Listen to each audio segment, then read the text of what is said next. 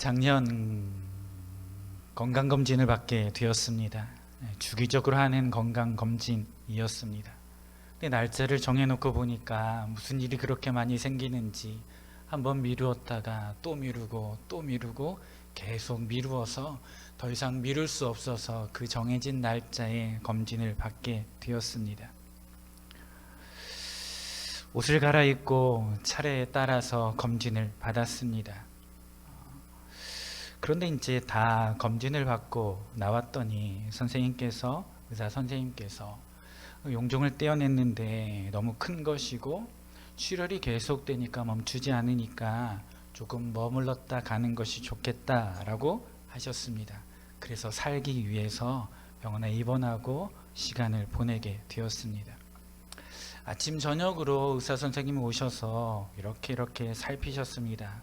그런데 검사 결과를 가지고 물어보는 것이 있었습니다. 혹시 무슨 일을 하십니까? 라고 물어보았습니다. 뭐라고 대답했을까요? 아무 일도 하지 않습니다 라고 처음에는 대답했다가 저는 목사입니다 라고 대답했습니다. 그랬더니 이분이 저에게 하시는 이야기가 잘 쉬십시오. 그리고 운동도 좀 하십시오. 그래야 오래 살 수 있습니다 라고 했습니다. 오래 산다, 좋은 얘기처럼 보이지만 얼마나 오래 살지는 잘 알지 못하기 때문에 알겠습니다 라고 대답했습니다. 운동을 좀 하셔야 된다 라고 하는 말이 계속 제 마음에 있었습니다. 여러분, 운동 좋아하십니까? 운동을 많이 하십니까? 살기 위해서 운동을 해야 되지만 운동을 하는 것이 그렇게 쉽지는 않습니다.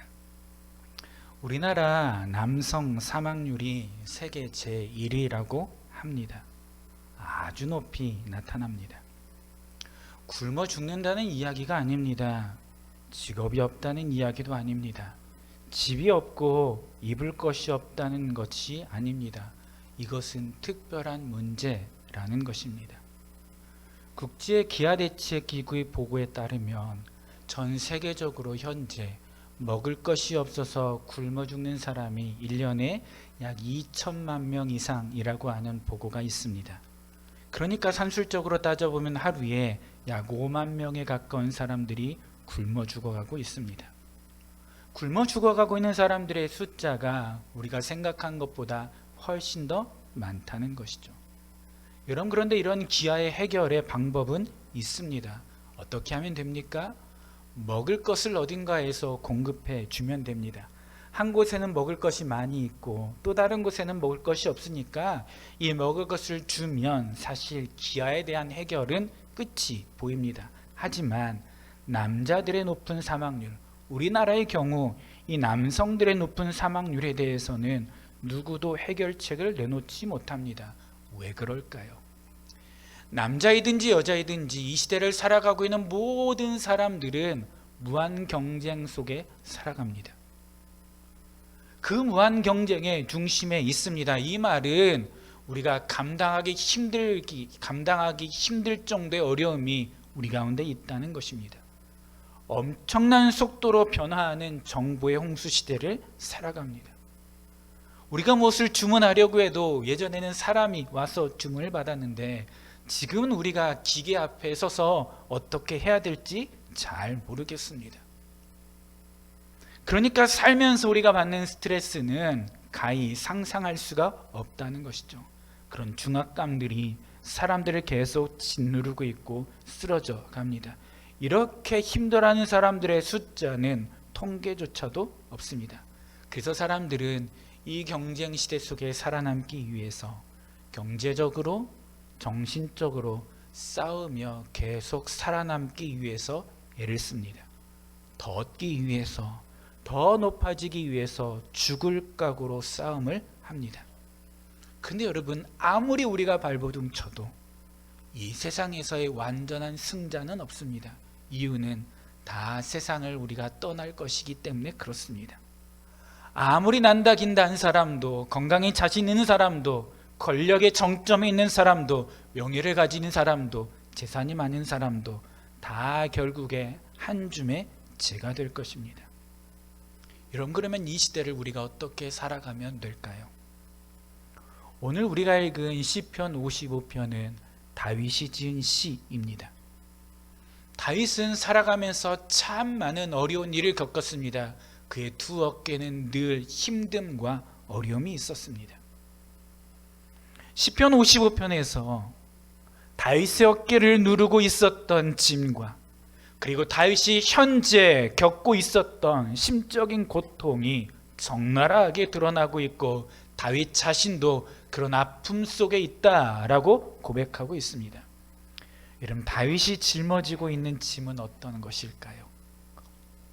무엇보다도 다윗은 한 나라의 왕으로서 책임이 무거운 사람이었습니다.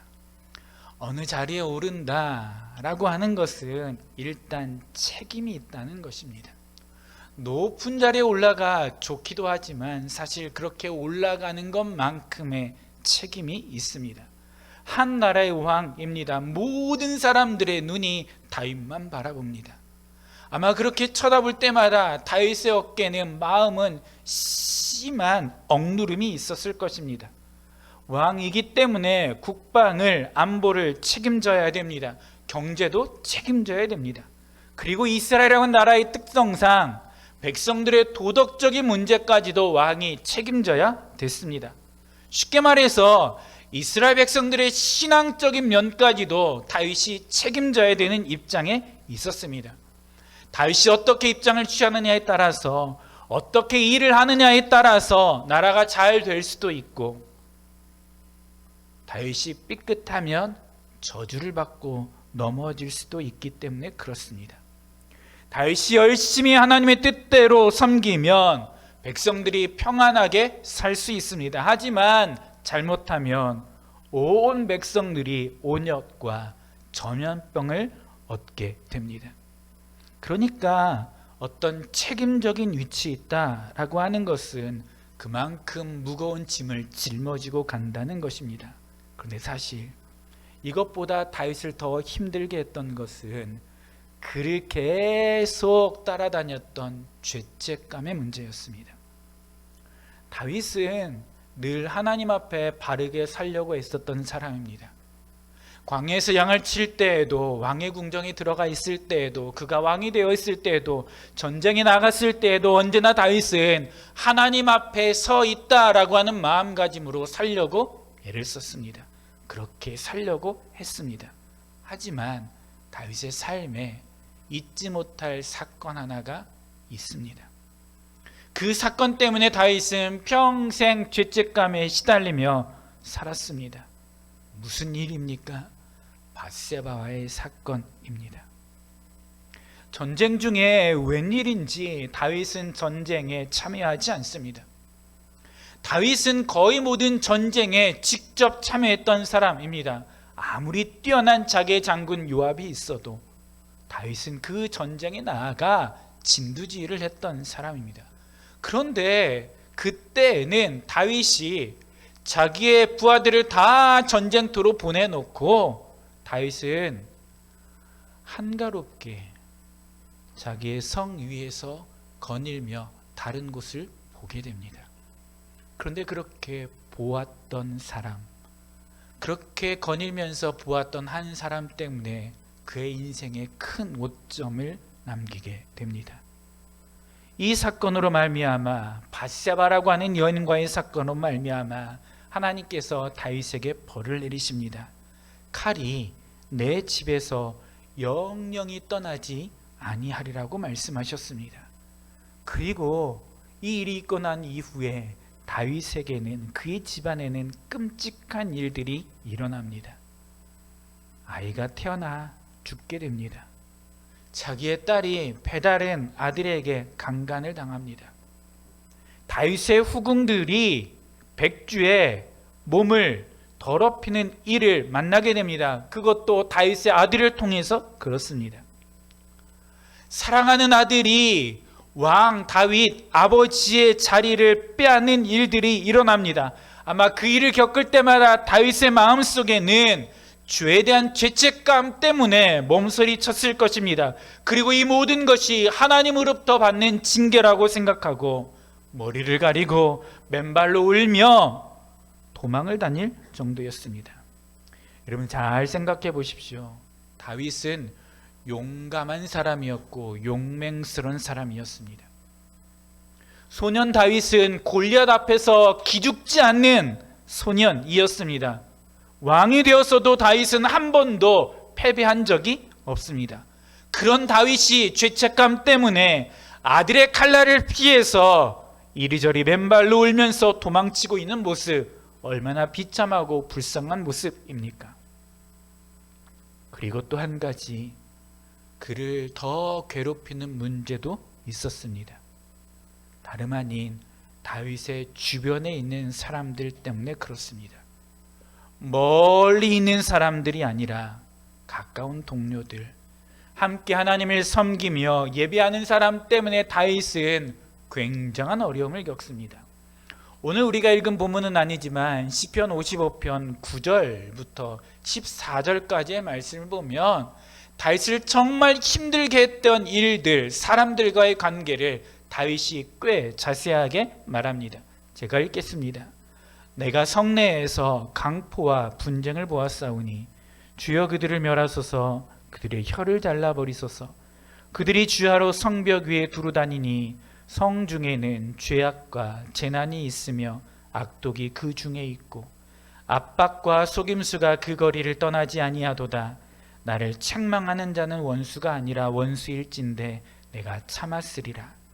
나를 대하여 자기를 높이는 자는 나를 미워하는 자가 아니라 미워하는 자일진데 내가 그를 피하여 숨었으리라. 그는 곧 너로다. 나의 동료, 나의 친구요, 나의 가까운 친으로다. 우리가 같이 재미있게 의논하며 무리와 함께하여 하나님의 집 안에서 다녔도다. 아멘. 다윗을 힘들게 했던 사람이 누구입니까? 다윗의 동료, 다윗의 친구, 가까운 친우라고 말합니다. 얼마나 친밀한 관계였는지 같이 재미있게 의논했고 함께 하나님의 집 안을 다녔다라고 말합니다. 여러분, 우리를 공격하는 사람은 모르는 사람이 아닙니다. 나를 가장 잘 아는 사람이 나를 힘들게 합니다. 기독교가, 개신교가 세상으로부터 많은 욕도 먹고 손가락질도 받습니다. 교회를 공격하는 사람이 누구입니까? 교회를 전혀 모르는 사람들은 교회를 공격하지 못합니다. 아는 사람들이 교회를 공격합니다. 마치 정말 다 알고 있는 것처럼 비난하고 화살을 쏘아댑니다. 다윗을 진짜 힘들게 했던 것은 다른 것 아닙니다. 다윗이 왜 이렇게 어렵다고 말합니까? 그와 함께 했던 동료, 친구들이, 가까운 사람들이 다윗을 너무나 어렵게 만들었습니다. 그래서 다윗의 마음은 그들을 볼 때마다 편하지 못했습니다. 몇 번 말씀드린 적이 있죠. 예전에 있던 교회의 어떤 성도님이 교회를 이제 그만 다니겠다고 하셨습니다. 예배 시간이 여러 번 있었으니까 예배 시간을 바꿔서 나오는 게 어떠냐라고 권했음에도 불구하고 그러지 못하겠다는 거죠. 자기는 꼭 그 시간에 예배에 참석하겠다는 거예요. 그러면 자리를 좀 다른데 앉으면 어떻겠냐라고 했더니 그렇게 앉아봤는데 뒤통수만 봐도 기분이 나쁘다는 거예요. 뒤통수만 봐도. 그럼 자기가 앞에 앉으면 될 거 아닙니까? 그만큼 가까운 사람에 대한 이 마음의 무너짐이 있다는 거죠. 다윗도 자기의 친한 사람들을 볼 때마다 너무 힘들었습니다. 마음이 편치 못했습니다. 그들이 다윗의 죄를 지적합니다. 사람들을 찾아가 다윗이 이런 죄를 지었다고, 다윗이 이런 사람이라고, 다윗은 이거밖에 되지 않는다라고 수근거리기 시작했습니다. 그래서 다윗도 두려움과 떨림 때문에 힘들어합니다. 그때 다윗의 마음을 무엇이 지배하기 시작합니까? 시편 55편 6절 7절 말씀에 이렇게 기록합니다. 나는 말하기를 만일 내게 비둘기같이 날개가 있다면 날아가서 편히 쉬리로다. 내가 멀리 날아가서 광야에 머무르리로다. 다시 얼마나 힘들었으면 날아가고 싶다. 나에게 날개가 있다면 날아가서 쉬고 싶다.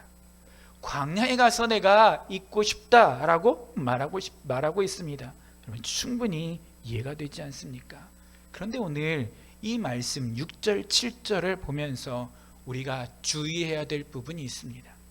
다시 본문을 띄워주시면 6절에 이렇게 말합니다.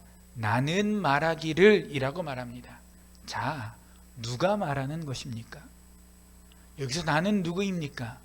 나는 말하기를 만일 내게 비둘기같이 날개가 있다면 날아가서 편히 쉬겠다.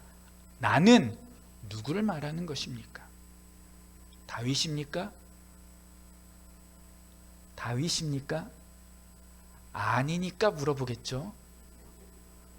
나는 말하기를 다윗의 마음속에 울려 퍼지고 있었던 사단의 속삭임입니다.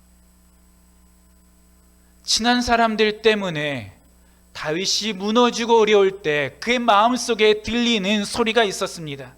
나에게 날개가 있다면 날아가서 편히 쉬겠다. 내가 멀리 가서 광야에서 쉬겠다.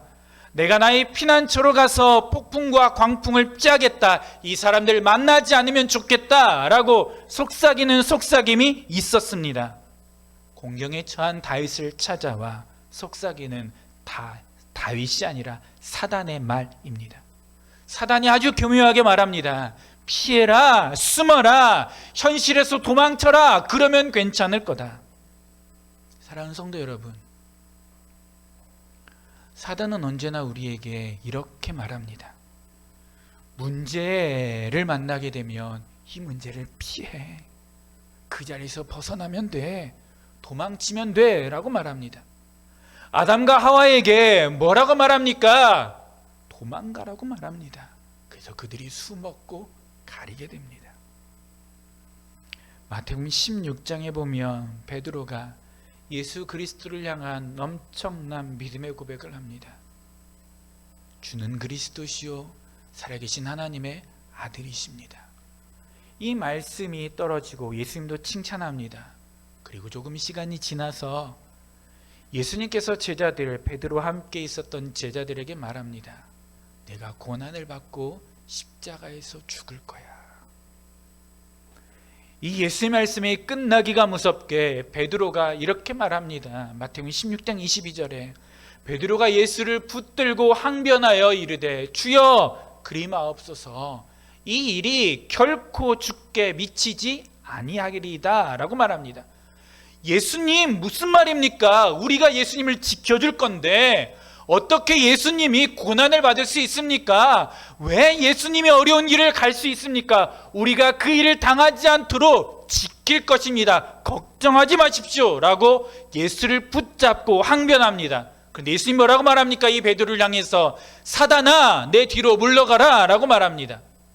예수 그리스도의 고난이 없으면 부활의 영광스러움도 없습니다. 우리의 구원받음도 없습니다. 베드로는 잘했다라고 스스로 말하고 있지만 하나님이 정해놓으신 그 계획을 스스로 깨려고 하는 것이죠. 여러분 이렇듯 아주 교묘하게 우리가 어려울 때 우리를 위로한다라고 하면서 말하는 경우가 있습니다. 이런 방법은, 이런 소리는 우리가 지극히 경계해야 됩니다. 여러분 다윗도 인간이었기 때문에 여러 가지 어려운 환경을 만났을 때 마음이 약해져서 사단의 유혹의 음성이 그에게 들립니다. 하지만 다윗은 그 유혹에 넘어가지는 않습니다. 오히려 그 소리를 향해 듣고 있는 자신을 향해서 뭐라고 외칩니까? 오늘 보면 22절 말씀입니다. 우리 함께 읽도록 하겠습니다. 22절 말씀 우리 같이 읽겠습니다. 시작. 내 짐을 여호와께 맡기라. 그가 너를 붙드시고 의인의 요동함을 영원히 허락하지 아니하시리로다. 아멘. 22절 그대로 띄워주시고 이 말이 다윗의 말인데 뭐라고 다윗이 말하냐면 내 짐을, 너의 짐을 이라고 말합니다. 내 짐을 이라고 말하지 않고 너의 짐을 이라고 말합니다. 지금 무거운 짐을 누가 짊어지고 있습니까? 다윗이 짊어지고 있어요. 근데 다윗의 고백은 내 짐이라고 말하는 것이 아니라 너의 짐이라고 말합니다. 왜 이렇게 다윗이 말하고 있을까요? 다윗이 어려움 가운데 있는 것 사실입니다. 환난 가운데 있는 것 사실입니다. 만나는 사람들, 가까운 사람들이 다윗을 너무나 아프게 합니다. 그런 자신을 향해서 다윗은 하나님을 대신해서 스스로에게 선포합니다. 다윗아, 너의 짐을 하나님께 맡겨라. 하나님이 너를 붙잡아 주실 거야. 사랑하는 성도 여러분, 어려운 가운데 계십니까? 다윗처럼 선포하시기를 주님의 이름으로 축복합니다. 너의 짐을 여호와께 맡기라. 내 짐이 아니라 이 모든 것은 하나님께서 다 짊어져 주신다라고 말합니다. 다윗은 자기의 마음속에 찾아와 속삭이는 사단의 유혹을 하나님의 외침으로 쫓아내고 있습니다. 사람들이 달라지지 않습니다. 가장 가까운 사람들이 다윗을 너무나 절망스럽게 합니다. 그때 다윗은 이 사람들을 향해서 뭐라고 말합니까? 내 짐을 여호와께 맡기라. 그가 너를 붙드시고 라고 하나님의 이름으로 선포하고 있습니다. 다윗은 어려운 일을 만날 때마다 이렇게 고백합니다. 시편 42편 5절에 내 영혼아 내가 어찌하여 낙심하며 어찌하여 내 속에서 불안해하는가. 너는 하나님께 소망을 두라. 그가 나타나 도우심으로 말미암아 내가 여전히 찬송하리로다. 아멘. 다윗은 마치 자기와 상관없는 일인 것처럼 이렇게 고백합니다. 내가 어찌하여 낙심하며 불안해하느냐. 하나님께 소망을 두라. 다윗이 말하고 있지만 하나님이 자기에게 선포하시고 선언하시는 것처럼 다윗이 그렇게 말하고 있습니다. 사랑하는 성도 여러분, 오늘 우리가 살아가고 있는 이 세상을 광야와 같은 세상이라고 말합니다. 피폐하고 힘들고 어렵다는 말입니다. 우리는 나그네와 같은 인생입니다. 우리의 피곤함을 다 말로 표현할 수 없을 정도입니다. 시련과 어려움과 문제가 있습니다. 예상치 못했던 일들이 우리의 앞길을 가로막습니다. 그것이 내 잘못 때문에 그런 일이 되었든지 이해할 수 없는 시련이든지 어려움이든지 누구나 다 겪는 일들이 있습니다. 그래서 그런 일을 만나면 더 이상 이 일에 시달리기도 싫고 저 사람 꼴도 보기도 싫고 이렇게 살아서 뭐 하나, 나는 그냥 아무도 모르는 곳에 가서 살고 싶다, 피하고 싶다, 그 마음이 들 때가 있습니다. 그런데 사랑하는 성도 여러분, 그 비둘기처럼 날아가 버리려고 하는 것, 이것은 성경이 우리에게 말하는 진리가 아닙니다. 성경은 어려움을 만난 사람들에게 동일하게 던져주는 메시지가 있습니다. 그것은 그 문제 앞에 똑바로 서 있어라 라는 것입니다. 직면하라는 것입니다. 이스라엘 백성들이 출애굽하고 하나님이 인도하시는 것을 알았지만 나오자마자 이스라엘 백성들 앞에 무엇이 있습니까? 홍해가 버티고 있습니다. 하나님이 인도해 주셨으면 이스라엘 백성이 나아가는 길이 탄탄대로가 되어야 될 것 아닙니까? 그런데 나오자마자 이스라엘 백성들 앞에 있었던 것은 건너지 못할 바다였습니다. 그 바다를 보면서 원망을 합니다. 그런데 하나님은 그 바다를 마르게 하셔서 이스라엘 백성들을 건너가게 하십니다. 문제 앞에 있으면 하나님이 해결해 주실 줄 믿습니다. 여리고 성 앞에 이스라엘 백성들이 있습니다. 매일 한 바퀴씩 돌고 일곱째 날 7바퀴를 돕니다. 무너지지 않을 것 같은 이 여리고 성이 하나님의 능력으로 무너지게 됩니다. 그 성 앞에 있었던 사람들은 여리고 성이 하나님의 기적으로 무너지는 것을 보게 됩니다. 사랑하는 성도 여러분, 우리 안에 무엇이 있든지 어려움이 있든지 그 짐을 하늘에 계신 하나님 앞에 던져버리시기를 바랍니다. 하나님이 그 짐을 받으시면 우리 앞에 문제는 해결됩니다. 피하는 것이 능사가 아닙니다. 그 앞에 직면해 있으면 그때 하나님이 일하신다는 사실입니다. 사랑하는 성도 여러분, 오늘 우리도 다윗과 같이 내 영혼을 바라보면서 어려움을 향한 내 상황을 바라보면서 하나님의 음성을 던지고 선포할 수 있기를 간절히 축복합니다. 내 짐을 여호와께 맡기라. 그가 너를 붙잡아 주실 것이다. 다윗이 그렇게 말했던 것처럼 오늘 저와 여러분들도 내 마음을 향해서, 내 영혼을 향해서 하나님의 음성을 던지고 선포할 수 있기를 간절히 축복합니다. 그러면 그때 다윗에게 함께했던 하나님께서 동일하게 우리와 함께 해 주실 줄 믿습니다. 여러분에게 어떠한 짐이 있습니까? 어떠한 무거움이 있습니까? 그 무거움들을 가지고 주님 앞으로 나아가면 주님이 그 모든 어깨의 무거움들을 해결해 주실 줄 믿습니다. 우리 같이 찬송하겠는데요.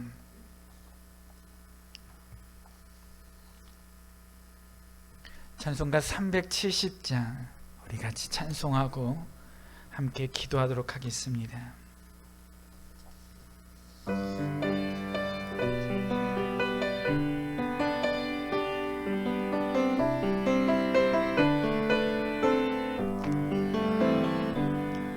주 안에 있는 나에게 담긴 짐이 있으랴. 십자가 밑에 나가 내 짐을 풀었네. 주님을 찬송하면서 할렐루야 할렐루야. 내 앞길 멀고 험해도 나 주님만 따라가. 주 안에 있는 나에게, 주 안에 있는 나에게 담긴 짐이 있으랴. 십자가 밑에 나가 내 짐을 풀어 그 두려움이 변하여, 그 두려움이 변하여 내 기도 되었고, 전날의 한숨 변하여 내 노래 되었네. 주님을 찬송하면서 할렐루야 할렐루야.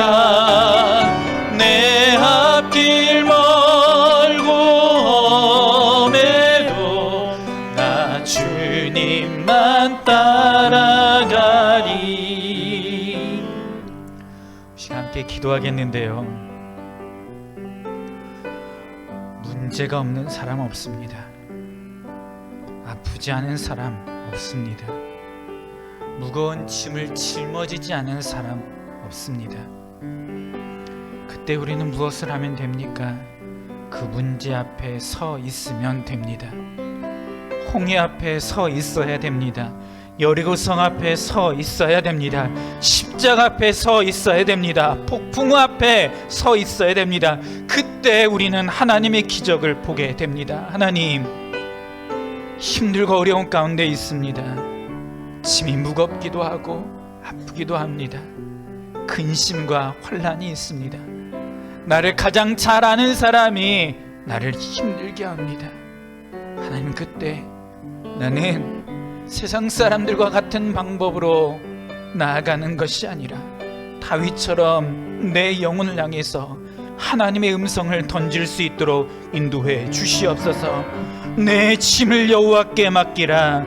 그가 너를 붙드시고 의인의 요동함을 영원히 허락하지 아니하시리로다. 하나님, 힘들고 어려울 때 다윗처럼 고백할 수 있도록, 선포할 수 있도록 인도하여 주시옵소서. 하나님 앞에 우리의 모든 무거운 짐들을 던질 수 있도록 인도해 주시옵소서. 어려운 가운데 있어도 우리가 주를 바라보며 나아갈 수 있도록 인도하여 주시옵소서. 이 시간 우리 간절한 마음으로 함께 하나님 앞에 기도하도록 하겠습니다. 하나님 아버지, 오늘도 우리가 하나님 말씀 붙잡고 나아갑니다. 어려운 가운데 있지만 하나님, 우리가 그때마다 다윗처럼 내 영혼을 향해서 하나님의 음성을 선포할 수 있도록 인도하여 주시옵소서. 하나님, 우리가 홍해 앞에 서 있도록 인도하여 주시옵소서. 여리고성 앞에 서도록, 바위 앞에 서도록, 십자가 앞에 서 있도록 인도하여 주시옵소서. 그 문제를 비껴나가지 않도록 하나님 우리를 지켜주시기를 간절히 원합니다. 그 무거운 짐들을 하늘에 계신 하나님 앞에 던져버릴 수 있도록 하나님 우리를 지켜주시옵소서. 하나님이 그 짐을 받으실 때 우리 안에 있는, 우리 앞에 있는 문제는 해결되어질 줄 믿습니다. 하나님, 우리가 문제 앞에 굴복하지 않도록 인도하여 주시옵소서. 하나님 앞에 나아가 우리의 무거운 짐들을 풀어내놓고 기도하고 찬송할 수 있도록 인도하여 주시옵소서. 하나님, 그래서 우리의 마음이, 우리의 영혼이 다시 주님이 주시는 힘을 얻을 수 있도록 인도하여 주시고, 우리의 가정도, 내가 안고 있는 모든 어려움과 근심과 문제들도 다 주 안에서 해결 안 받을 수 있도록 인도해 주시옵소서. 하나님, 어려운 일들이 변하여 주님 안에서 기쁨의 노래가 되기를 간절히 원합니다. 우리를 둘러싸고 있는 어려운 일들이 다 물러가고 떠나가고 주님이 주시는 평강의 복을 누릴 수 있도록 인도해 주시옵소서. 걸어가신 하나님 아버지, 주의 선하신 뜻대로 우리를 인도해 주시옵소서. 하나님 아버지, 우리가 어려운 일을 겪을 때도 있고 아픔을 만날 때도 있습니다. 그때마다 다윗처럼 하나님을 부르짖을 수 있도록, 하나님의 은혜를 찾을 수 있도록 인도해 주시옵소서. 하나님 아버지, 그 어려운 일들 속에서 우리는 그 모든 일을 여호와께 맡길 수 있는 마음을 허락해 주시옵소서. 다윗과 같이 내 영혼을 향해서 하나님의 음성을 선포할 수 있도록 인도해 주시옵소서. 하나님, 그 문제를 피하지 않고 그 문제 앞에 서 있게 하나님 도와주시옵소서. 힘들지만 그 문제 앞에 서 있으면 문제의 해결자가 하나님이심을 내가 보게 될 건데, 하나님의 기적을 경험하게 될 것인데, 하나님 아버지, 그 앞에서 주님이 어떻게 일하시는지 보도록 인도해 주시옵소서. 우리의 모든 짐들 이제 내가 다시 짊어지지 않고 여호와 하나님 앞에 맡겨 드립니다. 하나님이 해결하여 주시고 하나님이 인도하여 주시옵소서. 그래서 우리의 근심과 어려움들이 다시 기쁨의 찬양이 될 수 있도록 은총을 베풀어 주시옵소서. 예수님의 이름으로 기도합니다. 아멘.